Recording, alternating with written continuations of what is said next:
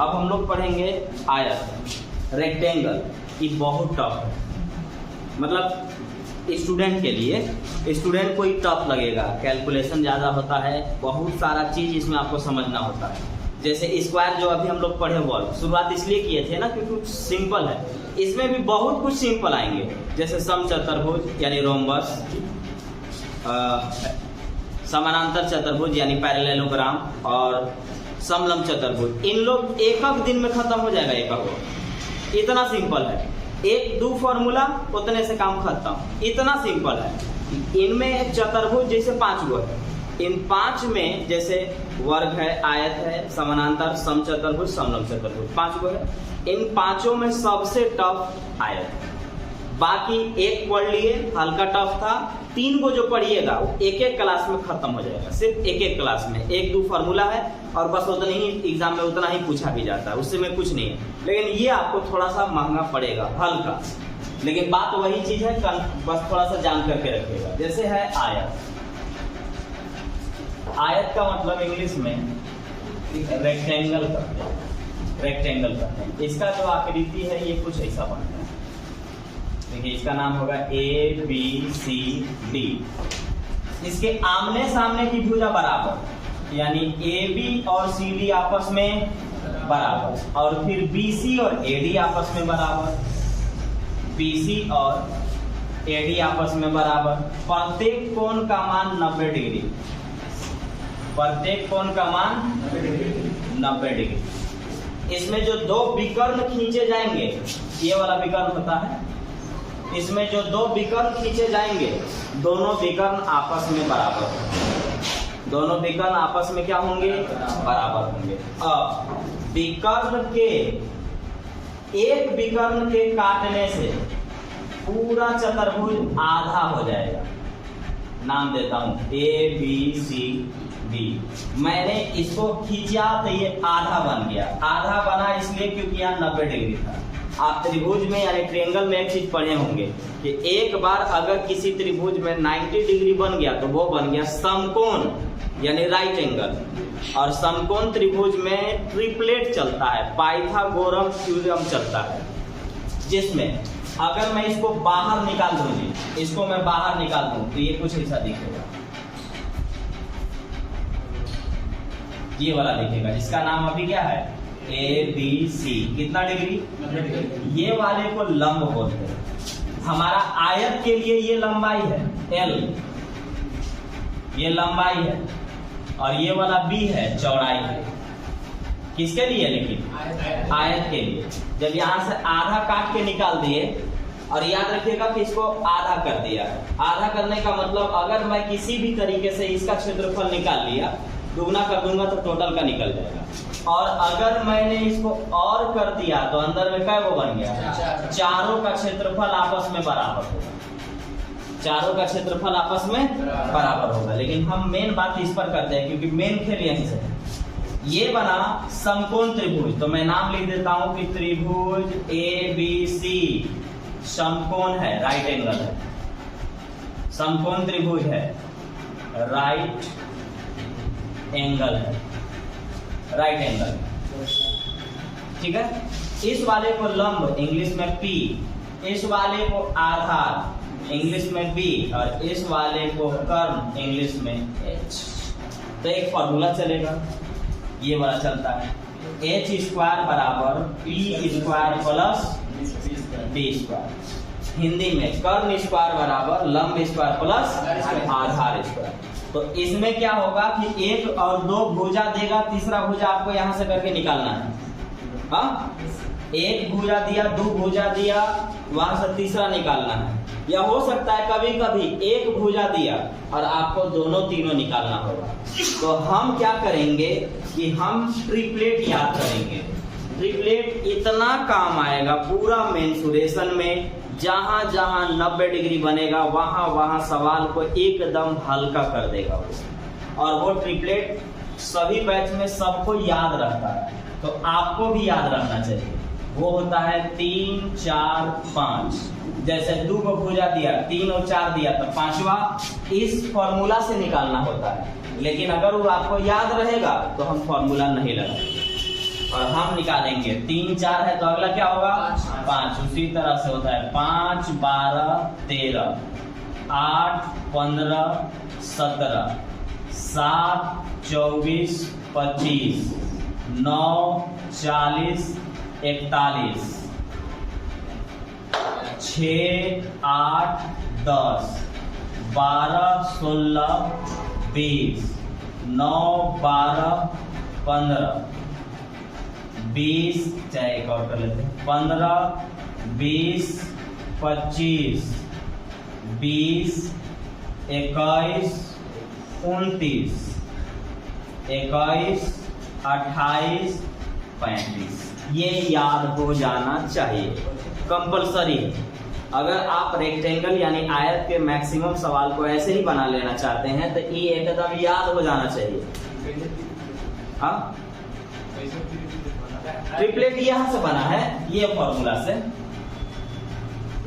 से एक प्रूफ कर दें। यहाँ चलिए कर देते हैं। जैसे ये समकोण त्रिभुज बना तो ये भुजा है 3 है, ये 4 है और ये 5 है। चलिए मान लेते हैं कि 9 दे तो इतना कर्म हुआ ना, h स्क्वायर बराबर क्या होता है p square plus p square. तो p इसको बोलते हैं ना, चलिए 3 का स्क्वायर प्लस 4 का स्क्वायर, 3 का स्क्वायर 4 का स्क्वायर कितना आएगा 25। h स्क्वायर बराबर 25 तो h का वैल्यू 5। देखिए कितना निकला, वही ना निकलवाए हैं। तो ये आपको निकालना फिर नहीं, ये आपको नहीं निकालना है, ये आपको याद हो जाना चाहिए एकदम जुबान पे। एक इसका भुजा देख के आपको तीनों बोलने आना चाहिए, नहीं तो आपके लिए बोझ बन जाएगा चैप्टर। और अभी हम फॉर्मूला पर आए नहीं है, फॉर्मूला है भी नहीं इसमें ज्यादा।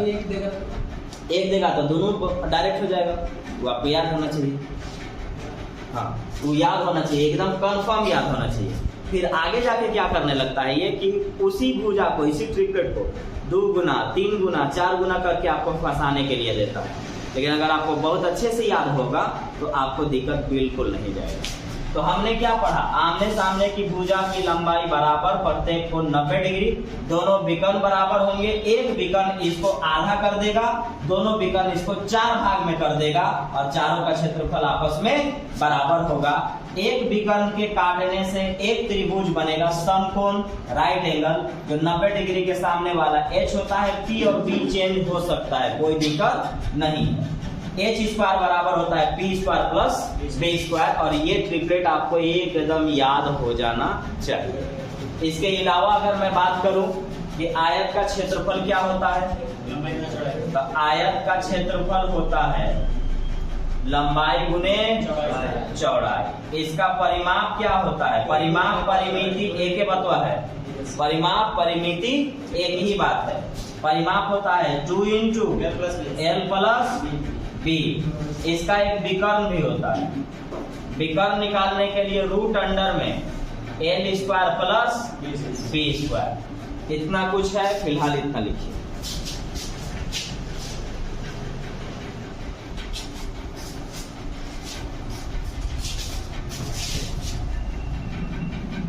एकदम ध्यान से, यही लंबाई है, यही चौड़ाई है और यही विकर्ण है, ठीक ना। हर जगह कितना डिग्री 90 डिग्री। तो अगर आप लैंग्वेज में लिखना चाहते हैं तो आप लैंग्वेज में कभी लिख लेंगे कि आमने सामने की भुजा बराबर, प्रत्येक कोण का मान 90 डिग्री, दोनों विकर्ण बराबर, विकर्ण एक दूसरे को काटेंगे, मतलब एक विकर्ण कटेगा तो चतुर्भुज आधा, और दोनों विकर्ण से कटेगा तो 4 भाग में, और चारों का क्षेत्रफल आपस में बराबर हो जाएगा। अब आते हैं फॉर्मूला पर। फॉर्मूला कोई खास नहीं, लंबाई गुने चौड़ाई। क्षेत्रफल का फॉर्मूला लंबाई गुने चौड़ाई। परिमाप का फॉर्मूला, परिमाप परिमिति पेरीमीटर, एक ही चीज है, 2 इंटू l प्लस b। इसके विकर्ण का फॉर्मूला रूट अंडर में l square plus b square, बस यही है। बाकी आपको पीछे वर्ग में जो बात लिखवाया गया है वो पूरा मेंसुरेशन में काम आएगा। जैसे रूम के अंदर या खेत के अंदर कोई काम होगा तो क्षेत्रफल निकलेगा। जैसे बुआई करना यानी कुछ बोना, कटाई करना, फसल वसल काटना, हेंगा देना, हल जोतना, सबके लिए क्षेत्रफल निकलेगा। बाढ़ लगाना, बाढ़ लगाना मतलब घेराबंदी करना, और घेराबंदी बाउंड्री पर होता है। वहां पर के लिए पेरीमीटर यानी परिमाप निकालते हैं। ठीक है, दीवार पर पेंट करेंगे, परिमाप निकालेंगे। तो ये सब बात अगर आप जानते हैं तो दिक्कत नहीं होगा। आप जिस रूम में बैठे हैं, ये रूम घनाव आकार का है, क्यूबाइड शेप का है, लेकिन इसका हर एक दीवार आयताकार है। आयत किसको बोलेंगे? जिसका लंबाई अलग और चौड़ाई अलग हो जाए, वो आयत बन गया। तो जो आप दीवार आप देख रहे हैं, ये दीवार कौन सा है? आयताकार है। अब आप जब घनाव पढ़ेंगे तो इससे डबल हो जाएगा, और घनाव 3D में आता है। अभी आप क्या पढ़ रहे हैं? 2D। और 2D में भी मतलब बेसिक नहीं कहेंगे क्योंकि हर लेवल का सवाल है, 0 से CGL लेवल तक सब तो है ही है। लेकिन अभी हम लोग सिर्फ एक एक चीज पढ़ रहे हैं। जैसे वर्ग पढ़े थे, उसमें कोई मिक्स नहीं था। आयत पढ़ेंगे, कोई मिक्स नहीं करेंगे। आगे जितना कुछ चैप्टर पढ़ेंगे, किसी में कोई मिक्स नहीं करेंगे। और जब ये खत्म हो जाएगा तब पूरा मिक्स कर देंगे। जैसे आयत में वर्ग बन जाना, और कोई आकृति बन जाना, सर्किल बाहर बन जाना, अंदर बन जाना, ये सब मिक्स करके लास्ट में पढ़ेंगे। और इन सब में 1% का सवाल आता है, जो पूरे चैप्टर तो है ही है, इनमें से हर एक चीज से है। तो उस परसेंटेज को भी एक जगह ला करके वो पूरे परसेंटेज का क्लास करा देंगे। तो यहाँ पर अभी भी बहुत सा सवाल वर्ग में था जो परसेंटेज से था, वो छोड़ दिया हूँ पूरा, उसको लास्ट में करेंगे। तो हम लोग पढ़ेंगे आयत। आयत में पहला सवाल पूछ रहा है, और ये जो पहला सवाल है ये कहता है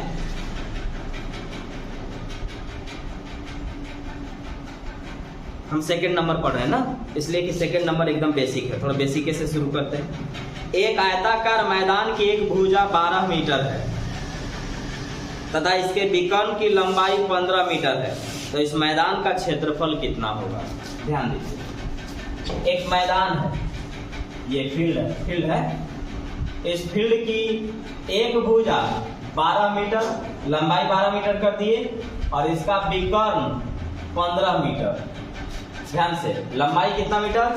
12 मीटर। विकर्ण कितना मीटर? 15 मीटर। 12 और 15 से रिलेटेड कोई ट्रिपलेट? 9, 12, 15। ठीक है, 9, 12, 15। तो 12 और 15 तो लिख लिए, कौन बचा? 9। इसको क्या बोलते हैं? लंबाई। इसको क्या बोलते हैं? चौड़ाई। क्षेत्रफल क्या होता है? लंबाई गुने चौड़ाई। 12 गुने 9, 12 9 108 मीटर स्क्वायर हो गया। ट्रिपलेट इसीलिए आपको याद करना। हाँ, एक आयताकार मैदान की लंबाई 12 मीटर, इसके विकर्ण 15 मीटर। क्षेत्रफल बताइए। तो क्षेत्रफल के लिए पहला चीज कि हमें ट्रिपलेट हम यहाँ लिख के, अगला दिन से लिखेंगे ना, याद होना चाहिए आपको। तो यहाँ हमने देखा 12 और ये 15, तो इसके साथ एक और कौन है? 9। ये 9 हो गया। अब ये लंबाई और ये चौड़ाई, क्षेत्रफल का फॉर्मूला लंबाई गुने चौड़ाई। 12 9 108 मीटर स्क्वायर इसका क्षेत्रफल होगा। पहला सवाल है, थोड़ा सा बता देते हैं। अगर मान के चलिए कि ट्रिपलेट आपको नहीं याद होगा तो आपको ऐसे करना होगा। ये वाला के लिए अगर मैं नाम लूँ A B C और ये रहा D, तो ये वाले को आप लंब कह सकते हैं, इस वाले को आधार कह सकते हैं, और इस वाले को कर्ण कह सकते हैं। तो आपके पास देखिएगा लंब निकालना था, यानी P बराबर होता है √अंडर में h² माइनस b स्क्वायर। लिख के एक बार बता दें, 15 का स्क्वायर माइनस 12 का स्क्वायर। 15 का स्क्वायर कितना? 225। 12 का स्क्वायर 144। घटाएंगे तो 81। 81 से बाहर, तो आपको ऐसे निकालना पड़ेगा। तो हम ऐसे नहीं निकालेंगे, हम निकाल के सिर्फ आपको बता दे रहे हैं। ट्रिपलेट आपको याद होना चाहिए हर हाल में। एक आयताकार हॉल की लंबाई चौड़ाई से 5 मीटर अधिक है। यदि इस हॉल का क्षेत्रफल 750 मीटर स्क्वायर है, वर्ग मीटर मतलब मीटर स्क्वायर, तो हॉल की लंबाई कितनी है? मेंसुरेशन में एक चीज और बताए हैं आपको, जो वर्ग पढ़ा रहे थे। इसमें सबसे अच्छी बात यह है कि जो कुछ दिया है आपको सिर्फ उसका फॉर्मूला जानना चाहिए, बस। जो कुछ दिया है अगर आप उसका फॉर्मूला जानते हैं तो वो सवाल आपसे बन ही जाएगा। पहले उसने बोला कि लंबाई जो है ना वो चौड़ाई से 5 मीटर अधिक है, जिससे तुलना कराया जाता है उसी को मान दिया जाता है। तो लंबाई चौड़ाई से चौड़ाई से ना तुलना कराया, तो आप चौड़ाई मानिए। मान लेते हैं कि चौड़ाई x रहा होगा, तो लंबाई क्या रहेगा? x plus 5। क्यों? क्योंकि लंबाई 5 मीटर ज्यादा चाहिए, लंबाई 5 मीटर ज्यादा चाहिए। अब इस सवाल इतना लंबा हो जाएगा कि पूछिए मत, क्योंकि ये क्वाड्रेटिक इक्वेशन जाएगा। ये क्या जाएगा? क्वाड्रेटिक इक्वेशन जाएगा। तो हमारा बोलता है कि लंबाई चौड़ाई से 5 मीटर ज्यादा है, यानी चौड़ाई अगर x है तो लंबाई कितना है? x प्लस 5 है। आइए, जो दिया है उसका फॉर्मूला लगा दीजिए। तो आपको दिया है क्षेत्रफल, क्षेत्रफल का फॉर्मूला बोलिए। लंबाई गुने चौड़ाई। मैं 0 मिटा के कोई ऐसा संख्या ना डायरेक्ट सोच लूं कि गुना करके 75 आ जाए। तो 25 दिया 75, 25 दिया 75, एक 0 यहाँ था तो एक 0 इसको दे देते। हो गया? तो बन गया सवाल। और अगर इसको आप सॉल्व करने चलेंगे इसको, तो ये पूरा क्वाड्रेटिक जाएगा, और उतना टाइम नहीं है, नहीं बता पाएंगे आप, डायरेक्ट किसी को सीखिए। सुनिए क्या दिया है? क्षेत्रफल।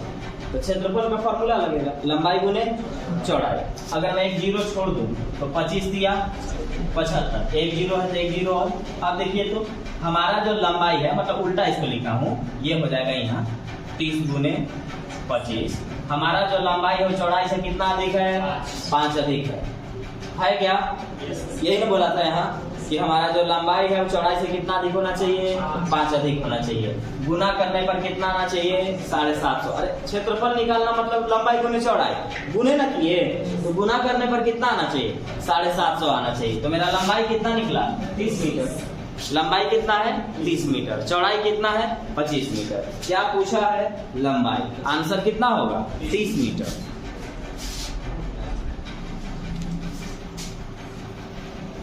चौथा, एक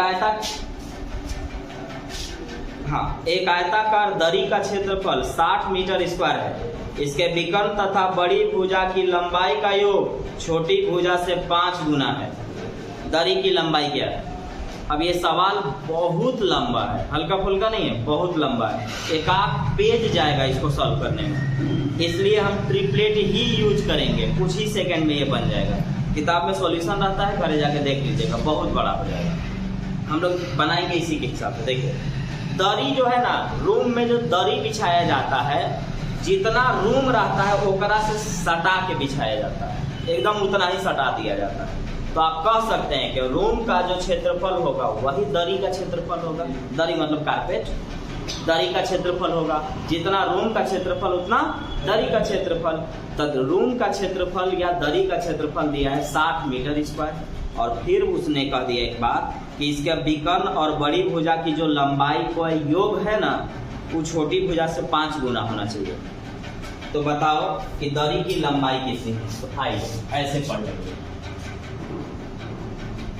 ऐसा है दरी, ये होता है लंबाई, ये होता है चौड़ाई और ये होता है विकर्ण। ठीक है? आइए, उसने कहा कि क्षेत्रफल जो दिया हुआ है, क्षेत्रफल जो दिया हुआ है वो है 60।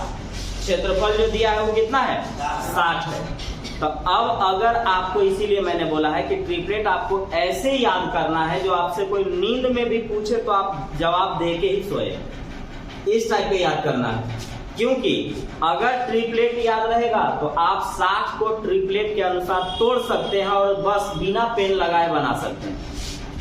और अगर ट्रिपलेट नहीं याद रहा तो कम से कम 4-5 मिनट ये सवाल लगेगा आपको। तो आपको क्या करना पड़ेगा कि ट्रिपलेट करना होगा। ट्रिपलेट के अकॉर्डिंग लंबाई गुने चौड़ाई में तोड़ के दिखाइए तो कोई 60 को 12 पचे 60। आइए 12 पचे 60। तो लंबाई कितना? 12। चौड़ाई कितना? 5। तो ये विकर्ण कितना? 13। 5 12 13 हो गया। क्षेत्रफल चाहिए लंबाई गुने चौड़ाई, लंबाई गुने चौड़ाई। 12 पचे 60। प्रूफ हो रहा है? अब एक चीज और प्रूफ करेगा वो। बोलता है कि बड़ी भुजा की लंबाई ये है, विकर्ण की लंबाई का योग, यानी जब हम विकर्ण को और बड़ी भुजा को जोड़ेंगे तो जो आएगा वो छोटी भुजा का 5 गुना होगा। तो 12 और 13 25 क्या 5 का 5 गुना है। तो आपका क्या पूछा है, दरी की लंबाई, तो दरी की लंबाई 12 मीटर आंसर। इसमें पेन भी नहीं लगेगा, और अगर सॉल्यूशन करने चलिएगा तो पेज पूरा भर जाएगा, इसलिए ट्रिपलेट एकदम जरूरी है याद रखना। फिर से सुनिए, क्षेत्रफल कितना 60, ट्रिपलेट के अकॉर्डिंग तोड़ेंगे, नहीं तो ऐसे तो आप तोड़ सकते हैं 30 दूना 60, 12 पचे 60, 10 छक 60, कुछ भी कर सकते हैं। तो ये आपके दिमाग में अभी बहुत सारे सवाल बनेंगे जी। ट्रिपलेट पर जिस दिन कमांड हो जाएगा सारा सवाल आपका मन से अपने आप हट जाएगा। तो आपको ध्यान रखना है कि जैसे ही मैंने 60 देखा, मैं 12 पचे 60 तोड़ दिया। 12 पचे 60 का मतलब लंबाई 12, चौड़ाई 5, तो ये 5 12 हुआ, तो ये कितना हो जाएगा 13 ट्रिपलेट के अनुसार। अब उसने बोला कि बड़ी भुजा की लंबाई और विकर्ण की लंबाई को जोड़ेंगे तो छोटी भुजा से 5 गुना चाहिए, तो 12 और 13 25, 25 क्या 5 का 5 गुना है, तो सब सही है। तो मेरा लंबाई कितना हुआ 12 मीटर हुआ।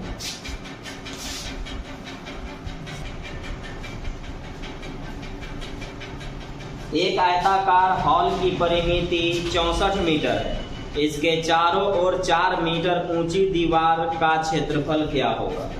ध्यान रखेंगे, एक फॉर्मूला होगा यहाँ, 4 दीवारों का क्षेत्रफल, 4 दीवारों का क्षेत्रफल होता है 2 into L plus B into H। ये जो सवाल मैंने पढ़ा ये बैंक पीओ में पूछा हुआ सवाल है, ये जानते हैं, हल्का सा इसमें कंसेप्ट यूज किया है। आपको क्वेश्चन में क्या दिया है, परिमिति, परिमिति कितना है 64 है, और ऊंचाई दिया हुआ है। अगर आप गौर से देखेंगे, ध्यान रखेंगे, 4 दीवारों का अगर आपको क्षेत्रफल निकालना है तो आपका फॉर्मूला होगा 2 into L plus B into H। लेकिन ये किसका फॉर्मूला है, तो आप कह सकते हैं परिमाप और परिमिति एक ही चीज आना है, तो परिमिति गुने ऊंचाई करेंगे तो भी 4 दीवारों का क्षेत्रफल निकलेगा क्या है? परिमिति गुने ऊंचाई करेंगे या परिमाप गुने ऊंचाई करेंगे तो 4 दीवारों का क्षेत्रफल निकलेगा ना। अगर लंबाई चौड़ाई दिया तो फॉर्मूला ई वाला लगाएंगे, और अगर उसी में सिमट के दिया तो नीचे वाला समझेंगे, क्योंकि ये भी क्या है, परिमाप या परिमिति है। और हमारे ट्यूशन में दिया हुआ है कि एक आयताकार हॉल की परिमिति 64 मीटर, इसके चारों ओर 4 मीटर ऊंचा दीवार बनाने का क्षेत्रफल क्या होगा, यानी 4 दीवारों का क्षेत्रफल। और 4 दीवारों का क्षेत्रफल का फॉर्मूला या तो 2 into L plus B into H या परिमिति गुने ऊंचाई। और परिमिति कितना है 64, ऊंचाई कितना है 4, 4 चौका 16, 4 छक 24 और 1 25, 256 मीटर स्क्वायर इसका 4 दीवारों का क्षेत्रफल हो जाएगा।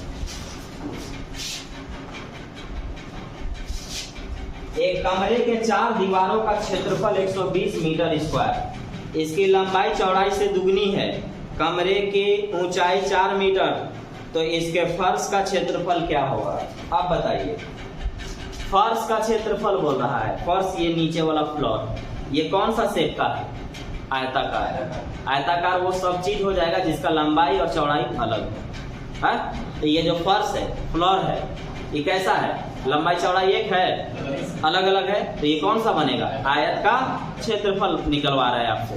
फर्श का क्षेत्रफल मतलब आयत का क्षेत्रफल। अब इसमें 4 दीवारों के क्षेत्रफल का फॉर्मूला दे दिया, मतलब 4 दीवारों का क्षेत्रफल दिया हुआ है, 4 दीवारों का क्षेत्रफल, लेकिन उसने बोला कि लंबाई चौड़ाई से दुगना है, लंबाई चौड़ाई से दुगना है, तो लंबाई चौड़ाई से दुगना, तो चौड़ाई x तो लंबाई 2x, कोई दिक्कत।